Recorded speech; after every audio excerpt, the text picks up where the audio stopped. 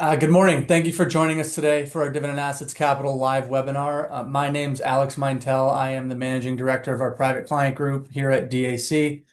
I am joined today by our CEO and Chief Investment Officer, Marc Saurborn. A bit of background about Marc. Marc's been with the firm 5 years now, and he's responsible not just for being incredibly handsome, but also for leading the firm strategically, as well as setting our dividend growth investment strategy. I think he does a great job in all three. The agenda for today, Marc's going to be sharing his thoughts on a number of topics, including dividend growth investing and why we built our firm around that as an investment philosophy. He'll cover what we're seeing in the economy.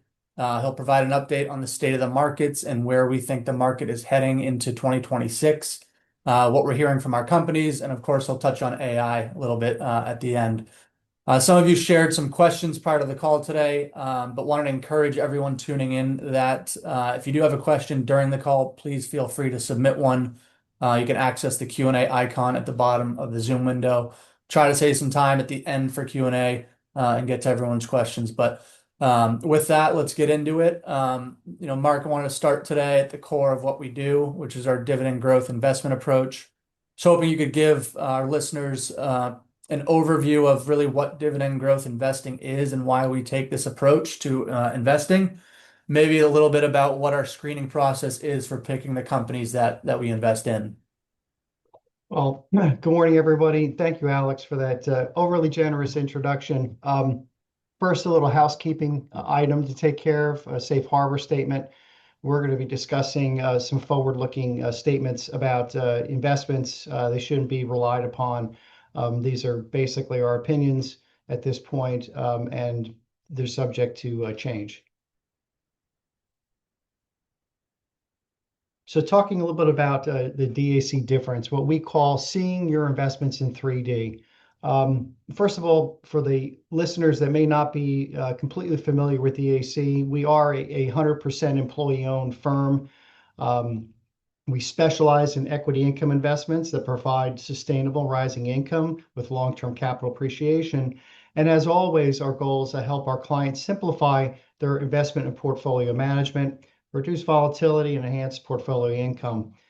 Just a few benefits of dividend growth investing. These are just three, but there's several others. Long-term asset growth and consistently rising income. That's something that DAC specializes in. Portfolios can be individually structured to meet the unique liquidity and income needs of each client. And we always strive for lower correlation with the overall market and less volatility when compared to other asset classes. And we partner with successful families, individuals, institutions, and other financial fiduciary principles. And we provide clarity, simplicity, and devotion to our clients and partners. Again, we talk about seeing your investments in 3D, sort of the core of our investment methodology. Our investments are built on a 50-year legacy of double-digit dividend growth for a decade or more process. Basically, we believe that good companies pay dividends, but great companies grow dividends. So the question is, why dividend growth? Why do we so much focus on dividend growth? Really, it's the long-term returns. Here we have a chart on the right-hand side that shows the returns of the S&P 500 since 1973. And looking back, 50 plus years, we see that companies that have grown their dividends consistently have outperformed the rest of the market. So 10% on average. We compare that to companies that haven't paid dividends at all. So there's a significant difference. They average of 4.3%. But the real power here, I think it's important to highlight, the companies that have either not paid dividends or cut their dividends or eliminators have actually lost money over the time period. It's pretty striking when you look at the difference between the two. So we really focus our investment efforts on identifying those companies within the dividend growers and initiators. Again, companies that pay dividends year after year intend to increase them, perform exceptionally well for reasons beyond their dividends alone. It's a sort of a quality bias. Everything starts at DAC with how we look at the universe. And we do have a proprietary investment universe. We screen the universe globally. We look at all companies that are listed on exchanges, but we focus exclusively on companies that are listed in the United States or sponsored. And we break that down into 175 high quality dividend growth companies, 93% of which are based here in the US, 7% international. It's very diversified. So we look across market cap ranges as well as sectors. We screen our universe down to $1 billion in market cap. So we capture those small companies that are emerging that will become large companies. And we also provide that diversification too, because when there's opportunities of these companies that continue to grow, our shareholder or our clients can benefit from it. So very diversified exposure of all 11 GICS sectors, and no single GICS sector represents more than 40%. Interesting, the latest data on our investment universe. We're coming up on year end when we officially screen the universe. Again, about 175 companies in the universe today. Their dividend yield is a little over 2%, and their 12-month trailing dividend growth rate is 9.9%. When you compare that to the broader indices, the dividend yield is nearly double, as you can see here, and the dividend growth rate is nearly double. So the math kind of works here. But that's impressive because you're seeing the power of those companies relative to the broader index and how that can impact your portfolio positively, or the compounding impact of that can have over a period of years. So taking a brief sample, so year to date, this is within our proprietary 3D dividend investment universe. We just looked at a sample here of 32 companies that currently screen within our universe. And if you looked at the average of these companies, these 32 companies, the average dividend increase was 13.2%. This versus the 5% for the S&P 500. And then the average dividend increase announced is 15%. So if you're trying to look forward and say, hey, what direction, what's the kind of the dividend momentum, as it were, within the universe, it's actually accelerating here. And you can see that if you're trying to, a good leading indicator, and that's versus 5% for the S&P 500. That is triple. So that is a really important aspect. Again, kind of highlighting the quality of a universe and the quality of the companies in it. So again, 3 times the major market averages. So we want to talk a little bit about the earnings insight and update Q3, Alex. I think we all understand at this point, the market's not the economy necessarily. The economy is not the market. And if you listen to the financial media, there's clearly concerns about both right now. The market's had a pretty impressive run since April. It's pulling back a little bit now, but we have a job market that appears to be, softening a little bit. Inflation's come down, but still close to a full point above the Fed's stated target. At the same time, consumers keep spending and companies keep earning. So where exactly do you think we're at in this economic cycle, and what themes are we seeing take shape right now? We do focus on the long term here from our investment process. And one of the things we really focus upon is earnings. We believe that the steady increase in earnings is why the market continues to increase and rise.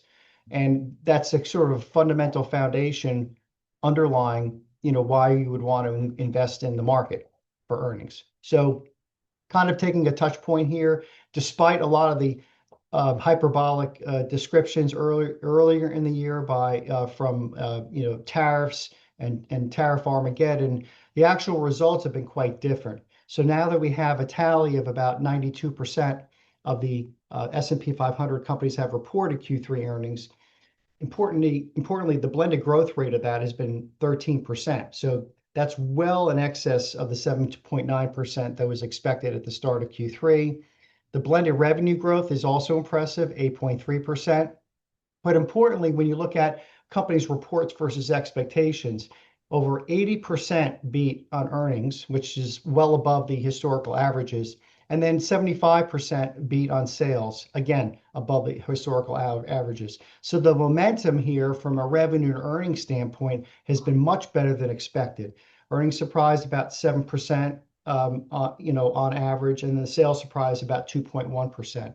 So, the momentum trend here on the fundamentals that we tend to focus upon is actually quite strong. So we feel like we're in a good spot companies are in a good spot, as far as looking forward into next year and beyond. So one of the things that the market has been focused on, and we are too, is what is the Fed doing when it comes to looking at supporting GDP. So again, despite a lot of the back and forth that we've seen in the media about what's the Fed going to do, what the Fed's not going to do, and we will talk about that, where does the shoe leather meet the road?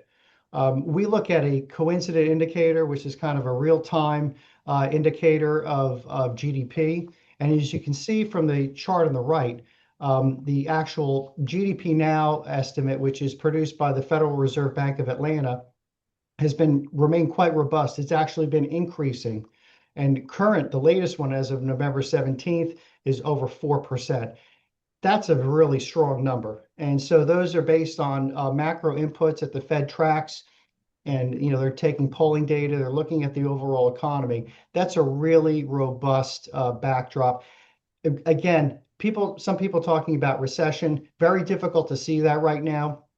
As a matter of fact, as we look forward into next year, where we had some negative GDP numbers as a result of some of the trade inflows, we could be looking at something over 5% early next year. So that's an impressive, again, another impressive backdrop for the U.S. economy.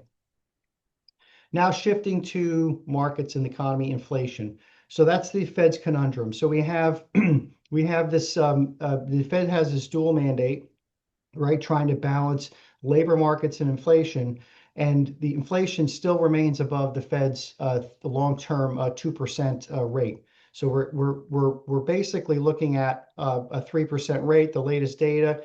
Admittedly, some of this is backward looking and some of it's dated because of the government shutdown.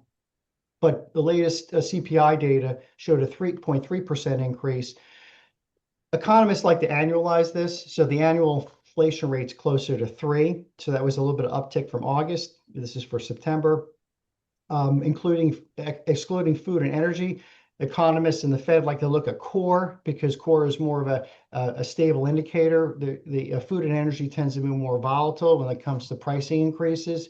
That was up 0.2%, again at a 3% rate.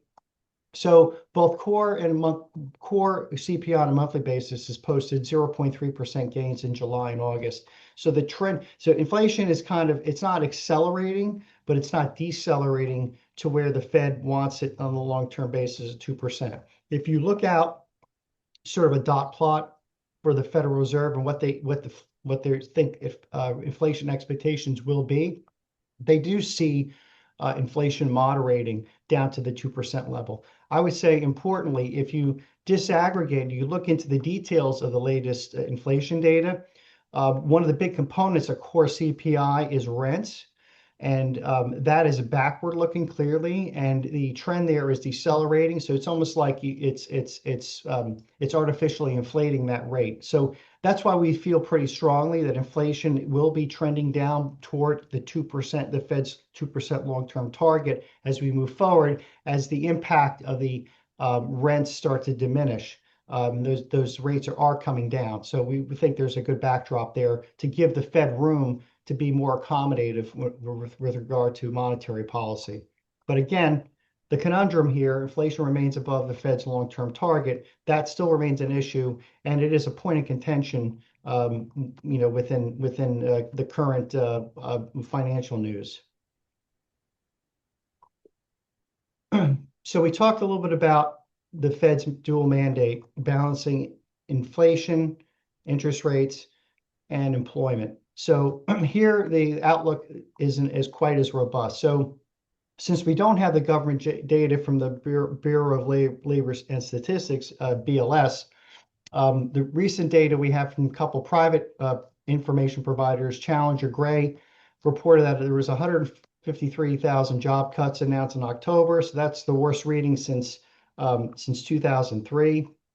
And then ADP, which is a national payroll processor that tracks private employment growth, reported that there was private employers shed about an average of about 11,250 jobs per week for the 4 weeks ended October 25th. And that was a decline, indicating that, the trend there is not positive. However, juxtapose that is private employers added 42,000 jobs in October. So that was the first monthly gain since July. So what this means is that you have a kind of a reshuffling amongst the employment outlook for the U.S. economy, but the overall trend is still trending down. So this is a concern for the Fed, again, because they want to make sure that there's full employment. The latest data that just came out indicated that even though, job growth was okay, wasn't deteriorating, job ads were pretty solid. The unemployment rate ticked up slightly by a tenth of percent. So it's still a volatile situation. It's something the Fed is going to be focused on moving forward.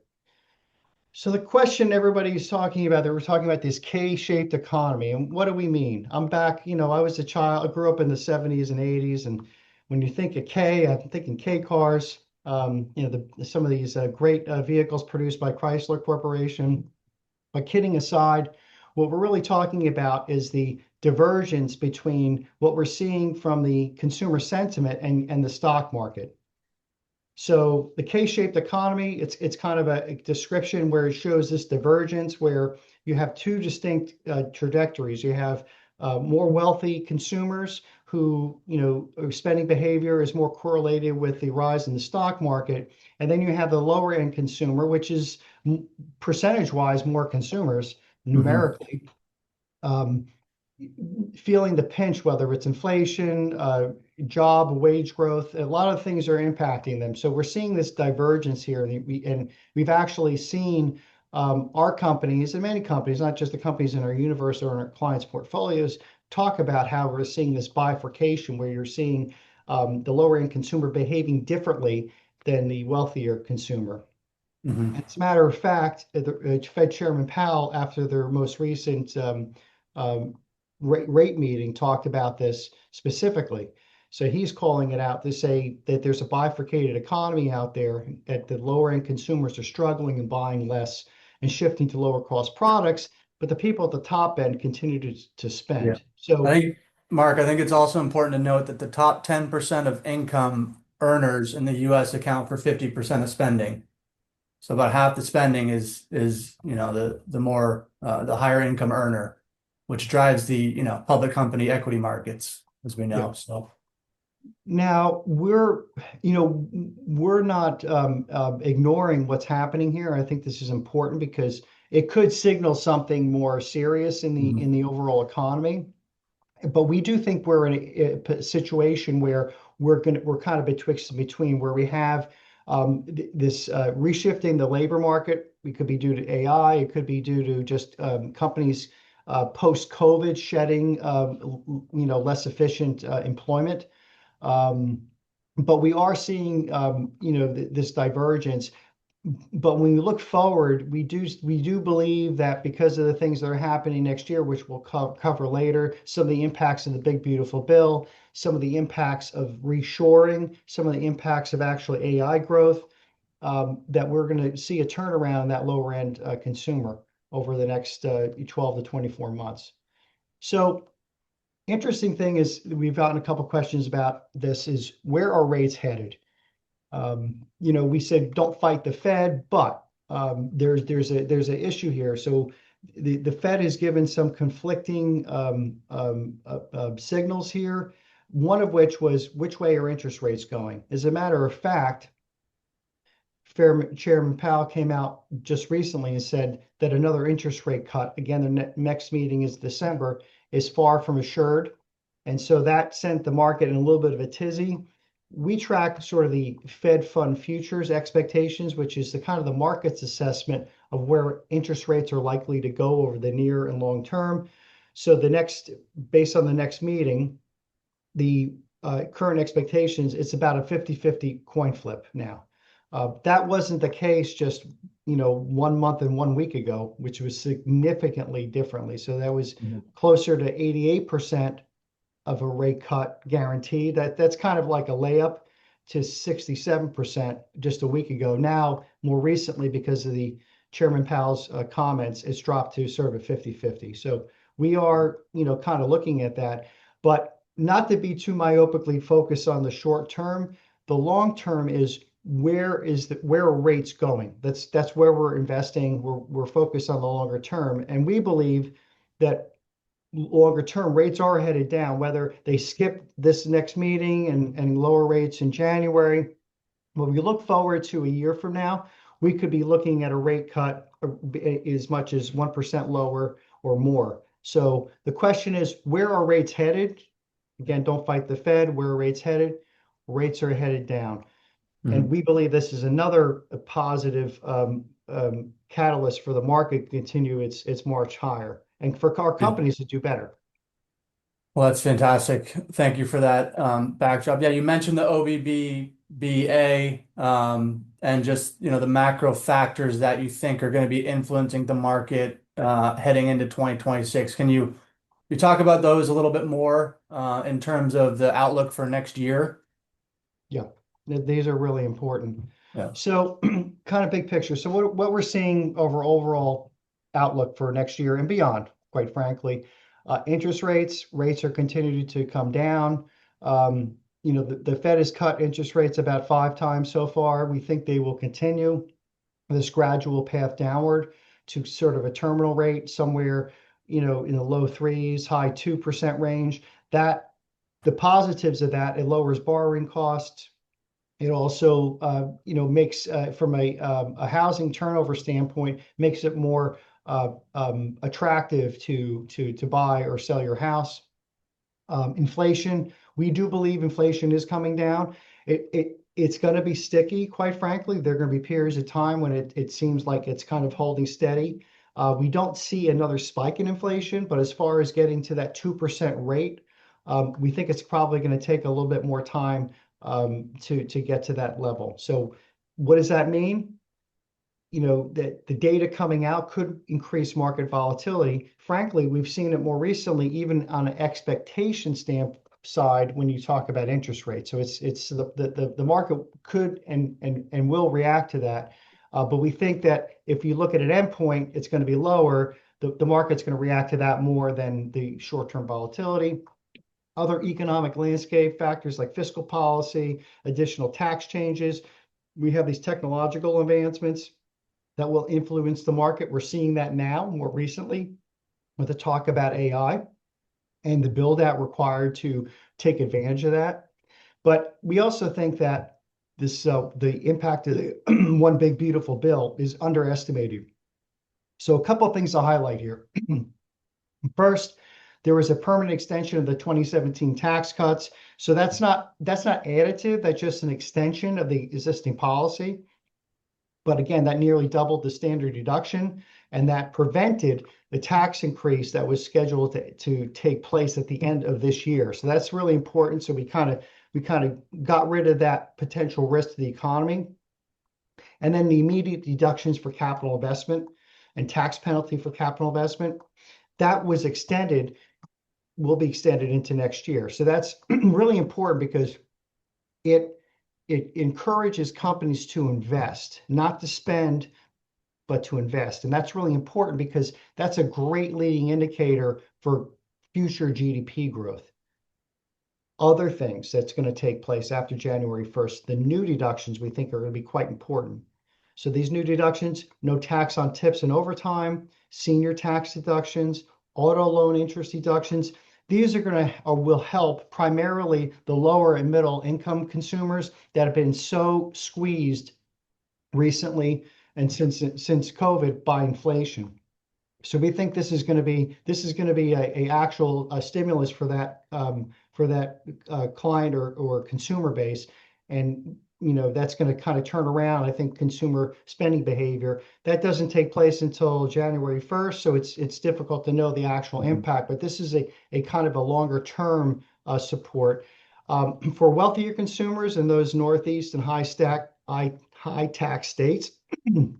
The reduction in the raising the SALT cap tax from 10,000 to 40,000. That's really important for those for those consumers as well. And then filing up with the Trump accounts, and everybody's aware about the bill that created these tax advantage savings and investment accounts for children. So it encourages savings. We think because of the long duration of these assets, a lot of this money will be allocated to the stock market. Mhm. Another potential catalyst going forward. Yeah. So it sounds like, pretty constructive on 2026, just based on, policy, where the economy's going, the market momentum, and obviously the nature of how we invest. So thank you for that. I wanted to shift a little bit into AI, as you have on the screen now. There's a growing sort of narrative on Wall Street and, in the financial media that AI is in a bubble, drawing a lot of comparisons to the late 90s and the internet bubble, of course, that hurt many investors for a number of years. But we've seen, sizable capital being deployed into these AI and AI infrastructure companies. So, the spending is there, but really just wanted to get your sense. What's your view on AI? Where are we at in the cycle? Yeah, to be quite candid, it is something we're watching. First of all, when we say, we call it Back to the Future circa 1999, we always hear this mantra, history doesn't repeat itself, but it rhymes. Um, but we believe it's a legitimate concern. AI build out right now, it's kind of a race to the future. Companies are rapidly increasing their capital spending. That's a concern by the Mhm. markets. But we believe it's much different this time than it was in the late 90s. This time, the companies that are investing are companies with the greatest cash flow in the economy. Yep. And so they have the cash flow to support this CapEx. For those of you who were around during the late 90s and early 2000s, a lot of the companies that were doing this sort of, internet 2.0, were doing it on borrowed capital and raising money in the equity markets. Mhm. And so these were companies with no cash flow to speak of for actually burning cash. So we don't think this is much of a concern now. We do think that there will be winners and losers. We think that the larger companies and the hyperscalers are the most likely firms to be successful. Remember, this is not a US phenomenon. This is a global phenomenon. We can look at this as a technology arms race between us and some other companies that may not be as as democratic as we are, to be quite candid. So there is a sense of urgency amongst not just the United States but globally about this. And so, if the U.S. companies want to maintain this leadership, they need to spend quite rapidly to be able to achieve that goal. There's other talk about the impact that the Fed has had, believe it or not, on this. The fact that they've maintained rates higher for longer actually creates some future weakness, because it's not allowing the economy to restructure and lean into this growth. So if the Fed tends to trim its rates toward its neutral level, whatever it seems that is going to be. That seems to be a little bit of a moving target right now, somewhere in the 2% to 3% rate. This probably it implies that the Fed will continue to lower rates into 2027, 26 and 27. There's also something about clean policy, the tax benefits that kick in. We've talked that this is one of the issues that created the government shutdown, where we talk about a clean spending bill. But we looked at tariffs too, and the potential for the U.S. Supreme Court to disallow some of those tariffs. But we think that what's likely to happen is that even if the Supreme Court strikes down some of these, that the vast majority of the impact will either be absorbed or lessened through trade negotiations. So we don't see this as a headwind either for the AI race, actually benefits it, or in economic growth in the future. We think it benefits economic growth. So, we don't. We're watching this. We're investing. We're picking our spots to invest in this over the long term. We think this is going to be an important area for our clients to be invested in. But we also are watching for some of the telltale signs where there could be signs of weakness. Yeah, that's great. I think, if you think back to the late 90s and comparing this to the internet, there was sort of peak internet bubble talk, and actually in 1997. And the market still had another 2 to 3 year run after that until, obviously we know what happened after that, but feels kind of a little bit like where we are now. Early bubble talk is not necessarily an indication that we're in a bubble, but just a historical analog there. Yeah. Thank you, Mark. I was going to comment real quick, Alex, Yeah, talking about energy, kind of dovetailing into other area of expertise. yes. Some of you may know that we invest in energy infrastructure at DAC. We call it green energy, not to be too, or overly humorous about it, but these companies generate great cash flow. So these are not pie in the sky energy infrastructure companies, and that gives the U.S. a actual competitive advantage because we do have a ready and able, inexpensive or less expensive supply of energy. We think that's going to be really important because between a combination of the AI growth and the reshoring of our manufacturing base and general economic growth, we could require, some estimates require a threefold increase in energy. And we think that most of it's going to come from traditional sources, frankly, just because of the economics. But we are, supporting all the above. So it's going to be traditional, renewable sources, and new technologies, all the above. But that's a critical component of the U.S. Growth or the U.S. Dominance in AI. Mhm. Fantastic. Thanks for your thoughts there, Mark. We're bumping up against time here, but wanted to fit in a couple questions. We had one come through here. Historic market concentration, that's been going on for the last couple of years. That's still the case. The top 10 stocks account for 40% of the S&P 500. Incredible number. But how are we protecting our clients from this market risk, this concentration risk? Yeah, great question. And it's kind of core to our investment methodology. We are diversified. So, we are focused in all, we call it 11 sectors of the universe. So our client portfolios are broadly diversified. We have elements both of growth and value. So even though we have some exposure to AI, we have exposure to areas that aren't related to AI. They're more traditional economics. As far as the Mag 7 and the concentrate in the market, I think when we get a little bit of economic uncertainty, the market tends to be conservative and kind of gravitate towards the highest earning growth companies, which are those Mag 7 companies. They're the ones that are growing revenue and earnings the quickest. So earlier in the year, we saw this broadening of the market, and then it sort of contracted as we headed into fall and some more uncertainty. We expect as some of these catalysts that we discussed previously start to become more evident next year, that the market will broaden out again. So we are constantly looking for value in the market, long-term value. We're long-term investors. And so we see, even though we have this market concentration and we're participating in some of it, we're never going to participate in all of it. We also are taking the opportunity to invest in companies that are more diversified and unrelated to AI investing and those Mag 7. So, we do this through diversification. Diversification is very important.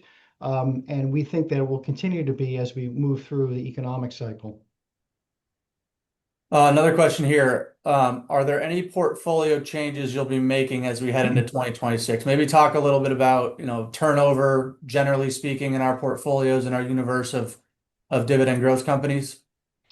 That's a great question also. So I would say most of our turnover is generated by companies that no longer qualify for our investment universe. I think it's important to recognize that for a company to stay in our universe, it has to raise its dividends on average by 10% or more over 10 years. And so that's a pretty lofty goal. Also, company can't go flat, so they can't fail to raise their dividends in any given trailing 4-quarter basis. So that's another important aspect. So the majority of our turnover is generated by companies that no longer qualify. We tell our clients and investors, we don't know what the market's going to do from a capital return standpoint, but we have a lot of control over the income your portfolio generates and the growth that it generates. So we take this very seriously, looking at our universe and screening it, and companies that don't qualify anymore are simply replaced on a diversified basis, of course, with companies that do qualify. And that's how we can ensure that that income growth will continue over time. So really important question, but we are constantly, and if we think that there's a company that is decelerating, the fundamentals are declining, the company is trading, above what we think it's an intrinsic long-term value, we will take action too to either reduce that position size or replace it with another company we think there's better risk-adjusted return, and also obviously qualifies for our 10% dividend growth criteria. That's great. All right. Well, that's time today. Thank you, Mark, and thanks everyone on the call for joining us. Appreciate everyone's time. Hope you enjoyed the call. We will be recirculating this both on our website and over email in the coming days. So if you have any questions that didn't get discussed today or you'd like to have a conversation, please feel free to reach out to me. My contact info is in the slide that's showing. So thanks, everyone. Thank you, Mark. Thank you, everybody. Thank you, Alex.